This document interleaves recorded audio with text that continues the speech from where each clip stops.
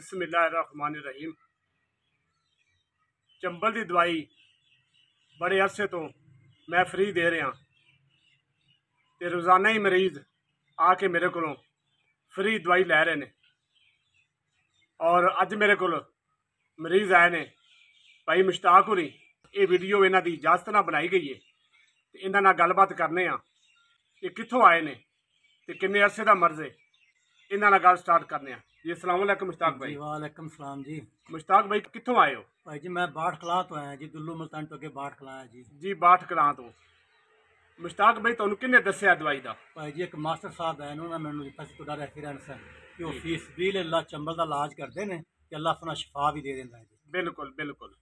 ते ये अपना मुश्ताक भी किन्ने अरसे तो तुहानू ये मर्ज है चंबल दा? सर तकरीबन 10-12 साल हो गए ने जी। बड़ी जगह तो मैं इलाज करवाया जी, लाहौर भी गया, कसूर भी गया, पत्तों की भी गया, मुख्तलिफ जगह तो दवाई लियांदी लेकिन फर्क नहीं पै रहा जी।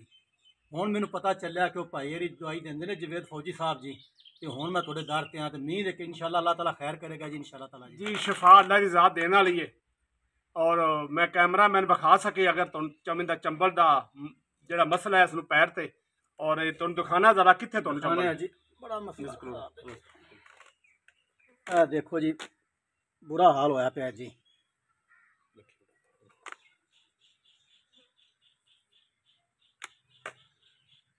ये काफ़ी अरसे तो मसला आ रहा जी, मैनू काफ़ी अरसे तो मसला आ रहा जी। है तुसी वेख रहे हो चंबल दा इन्हां नूं बड़ा मसला।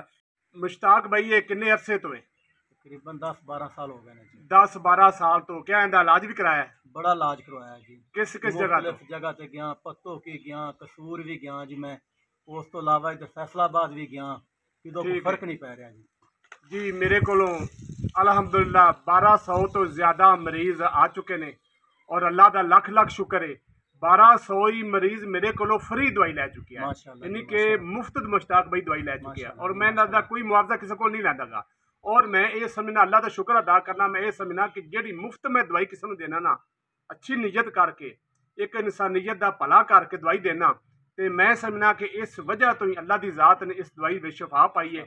और लोग चंद 2-3 दिनों के विच विच लोग ठीक हो जाते हैं। अल्लाह का लख लख शुक्र है। तो इस वास्ते जी मुश्ताक भाई इस तो इलावा तुसा इलाज तो कराया, मजीद की कहना चाहोगे? मैं कहना चाहूँगा पैगाम जा रहा जी, किसी भी भाई नूं भैन नूं किसी नूं भी कोई मसला होवे जी, वो जवेद फौजी साहब नाल लिंक ते राबता करन जी। फीस बिल इलाज करते हैं तो इंशाअल्लाह ताला शिफा भी देंदा है जी। जिथों तिकर आवाज़ जा रही है जी साडी जी, लोगों वास्ते खुल जी आन हो ते आके राबता करन, भाई अपना नंबर भी दे देन दे जी। बिल्कुल दिन रात सर्विस जी लोगों की खिदमत वास्ते माशाअल्लाह बैठे हो जी। इन्हां वास्ते दुआ खैर भी करो तो इंशाअल्लाह अपना इलाज भी करवाओ, अल्लाह ताला शिफा देगा इंशाअल्लाह जी। मेरे वास्ते भी दुआ भी करो, और मैं तुहानू नंबर भी स्क्रीन पर दे रहा, और उस नंबर तुसीं मेरे नाल राबता कर सकते जे। लेकिन मेरी गुजारिश है दूर वाले मरीजों वास्ते कि जो नंबर देंगा उस नंबर पर पहले कॉल करके राबता करके टाइम लैके तो फिर मेरे को आना, ताकि किसी मरीज़ को कोई परेशानी ना हो। ये ददरी चंबल जिल्द दी मर्ज है, जिल्द के उत्ते बदन धब्बे बन जाते हैं, और ये मर्ज ज़्यादातर हथ पैर ते या कन्न की बैक साइड से होंदा है। और इस वक्त पाकिस्तान समेत पूरी दुनिया ते 125 मिलियन लोग इस मर्ज विच मुबतला ने।